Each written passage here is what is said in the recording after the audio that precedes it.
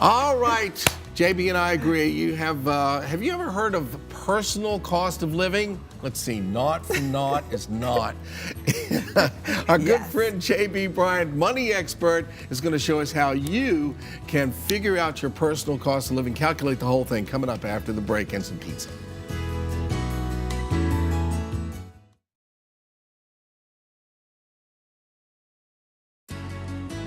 You're watching Virginia This Morning. All right, welcome back. Do you know your personal cost of living? Knowing this information can help you with your financial retirement planning. Our very good friend and expert on money, JB Bryan, is back with tips on how to help you find your own bottom line. Well, I'm not going to talk about that. No, that's a different bottom line. All right, so my cost of living is everything I make. Right. It doesn't matter what you make, you're going to spend to that level. And if you limited to that, that's true. You would be fine. But most people have debt. So debt means you're exceeding your actual ability to take care of your cost of living. Now we're off to a rough start. Right. But the cost of living can be easily calculated, just like you said. Let's look at what we're spending each month, then look at what you're paying annually, taxes, insurances you might be paying just in one lump sum for the year. Divide that by 12 and you'll be able to see what your monthly cost of living is. And I even like to break it down to day and then break it down into hours, Bill, and it really makes you be more effective with your time.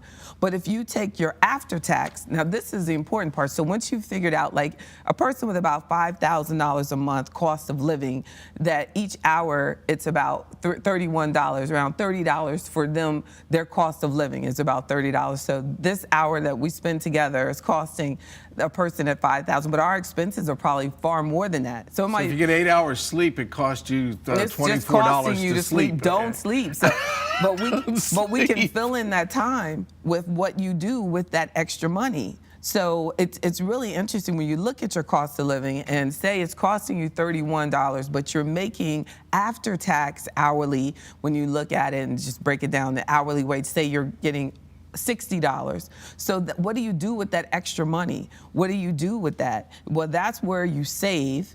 You save that money. And even with, when I like for you to think about your after-tax income and break it down to hourly, I would like you to already be saving pre-taxed, which is the best way to save, and just like you do, into your work plan. So when you're saving, so that after-tax money has already considered at least 10% of saving, and if you're still making more, then you have extra money that you got to increase it as you go along.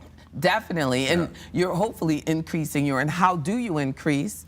Well, that's why you're saving. See, your savings that you're taking that extra money that you have and you're saving it, that is creating assets that actually can help you increase income without having to worry about hourly stuff anymore. So you can take your savings and put it into equities, have stocks that are paying dividends, stocks that are growing and you're getting gains that can create income for you down the road. You could buy real estate that's creating income. You could write books. You could do things with your talent that are creating extra income for you, and income preferably that didn't require you to continue to work each time, that you only had to work one time. Is the first step the hardest on this? I mean, you know, it's like I'm saving. I don't have any time to save. I don't have time. I don't have the money. Every penny I make is being used right now. That first step. So that first step has to be finding out how much it costs you to live. And that's where all that math comes in. And that's where you should be in tune with it. I know that it sounds like it's a joke, but I think that the first step is to actually find out how much it's costing you to live. And if it's costing you more than you're actually making, then you realize why you have debt. Anyone with a credit card balance is living beyond their ability to live. They're going beyond their cost of living and they're financing their living through that debt. Mm-hmm. So we want to cut that out by taking it seriously that we have to reduce our debt load, and that's the best way so that we can begin to save, so that you can begin to accumulate assets that will create income without you having to put forth continuous effort. So you look at this and you break it down. You don't have to break it down to the second like she does. Down to the millisecond. But You're costing you me might money. want to take it down to the year or Yes. the month or something like that. And you know, okay, this is how much I actually am bringing in that I can use. And you said after taxes. I get depressed if I start thinking about before taxes.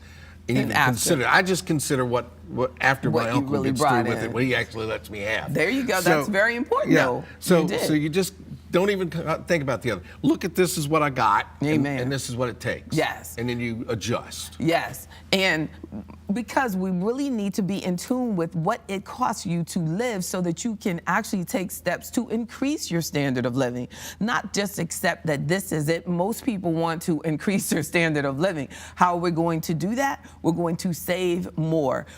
What expenses, when we start looking at those expenses, what can be taken out? Why is it costing more than I'm actually making per hour in order to maintain this standard of living?